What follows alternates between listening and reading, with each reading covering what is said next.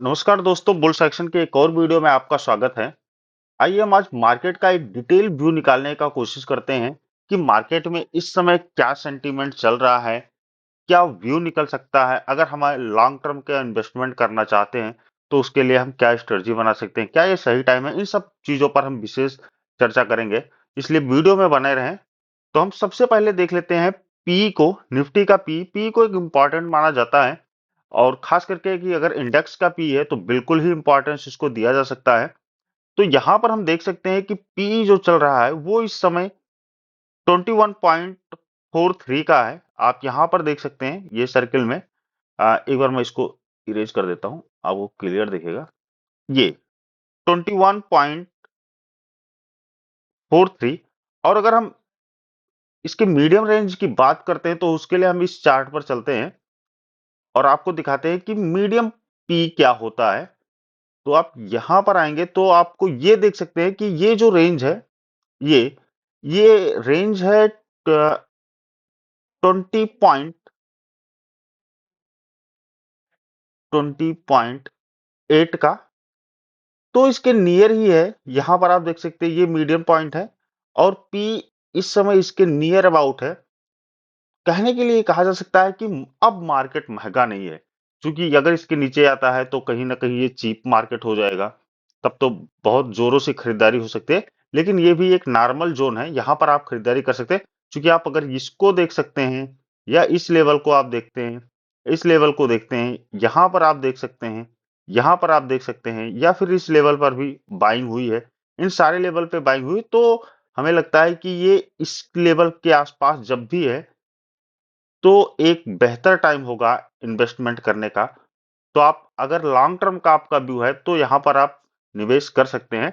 इसके साथ हम एक बार इसके पीवी रेशियो की भी बात कर लेते हैं, निफ्टी के पीवी रेशियो की। तो ये रहा पीवी रेशियो, ये आप यहां पर देख सकते हैं। ये जो मीडियन है इसका वो है 3.54 और इस समय ये चल रहा है 3.51 पर।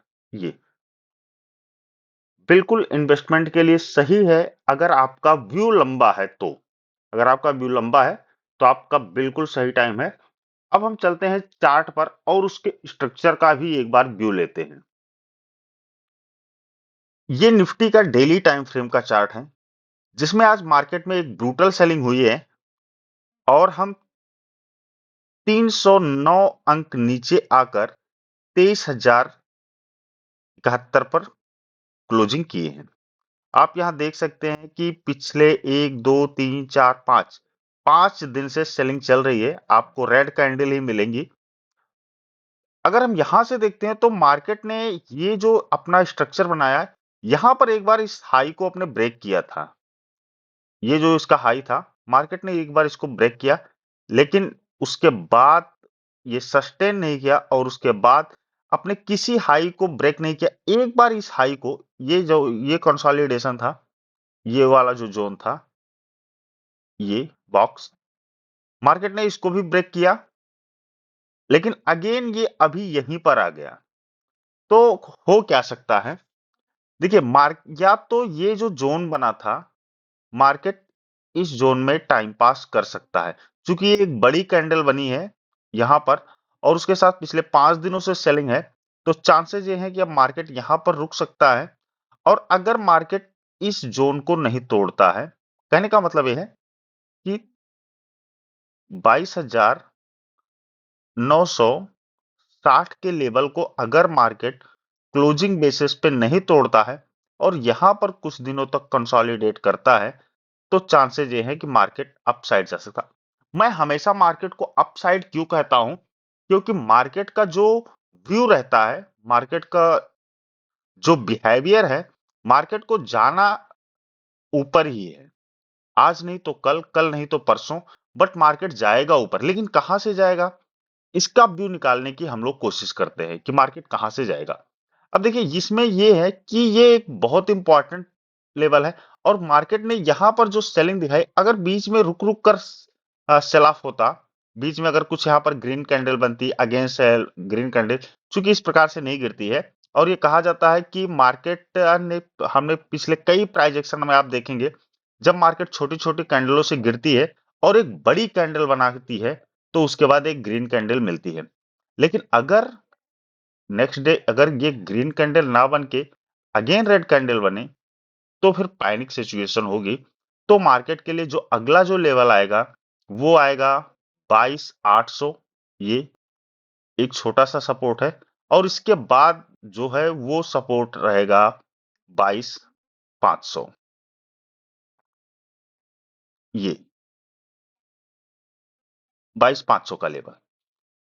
अब मुझे जो लगता है, मुझे तो ये लगता है कि चूंकि अभी मार्केट इस ये जो जोन बना था, इस जोन के अंदर में ही है और कल डेफिनेटली मार्केट को यहां पर पॉज लेना चाहिए।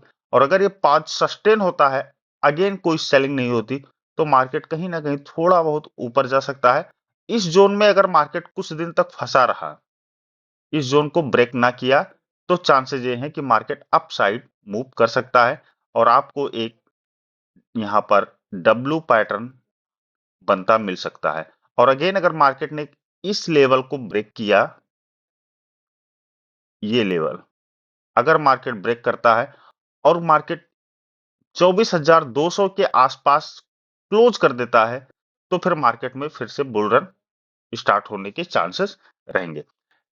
हम एक बार 15 मिनट के चार्ट को देख लेते हैं, फिर उसके बाद हम डॉलर इंडेक्स की एनालिसिस करते हैं। 15 मिनट का चार्ट देख लें, चूंकि कल की डेट में हम मार्केट को किस तरह से ट्रेड कर सकते हैं, एक बार उसके लिए 15 मिनट का चार्ट देखना भी जरूरी है। यहाँ पर आप देख सकते हैं कि पिछले दिनों में छोटी-छोटी कैंडलें बनी थी, बट कोई बड़ा फॉल नहीं आया था। ये एक रेंज जैसा मार्केट ने बनाया था। आज पहले 15 मिनट में मार्केट ने उस रेंज को ब्रेक किया और अगेन ये एक शार्प फॉल दिया और यहाँ पर मार्केट ने पॉज ले रखा है। 23,000 का लेवल है, एक इंपॉर्टेंट लेवल हो सकता है मार्केट के लिए ये। अब ऊपर के साइड में क्या है कि ऊपर के साइड में इसके लिए ये इंपॉर्टेंट है, ये 23,250। 23,250 एक रेजिस्टेंस की तरह रिएक्ट कर सकता है, चूंकि यहाँ पर कैंडलें थोड़ी सी बनी है, बड़ी बनी है, तो आप समझ सकते हैं कि कितना सेलिंग प्रेशर है। अगर इसके ऊपर मार्केट फिर इसी तरह के यहाँ पर रेंज बनाता है, तभी चांसेस हैं कि ये अप साइड जाएगा। और बाकी अगर यहाँ से ये इधर साइड में जाता है, तो 23,250 से चांसेस हैं कि ये मार्केट नीचे की तरफ आ सकता है। नीचे की साइड में पहला सपोर्ट हमारे लिए ये है 23,000। 23,000 से लेकर 23,965 तक का जोन, ये हमारे लिए एक सपोर्ट की तरह रिएक्ट कर सकता है।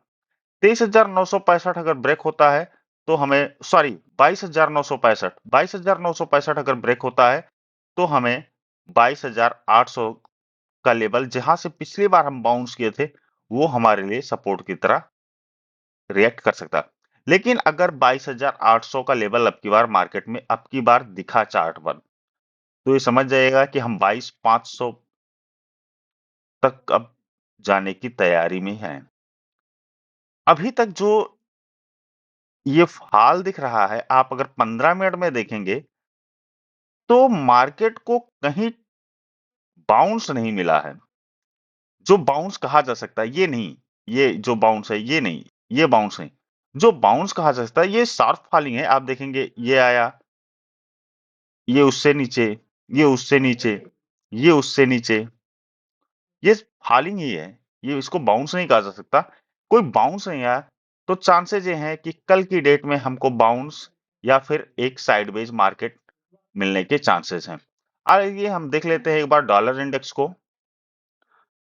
डॉलर इंडेक्स में आप देख सकते हैं एक अपमूव तो मिला है, बट ये अपमूव सस्टेन नहीं करेगा ये, क्योंकि ये जो शूटिंग स्टार बना था, मार्केट नीचे आई, अगेन ये ऊपर गया, नीचे आई और ये यहाँ पर, और आप देख सकते हैं ये एक रेड कैंडल बन रही है।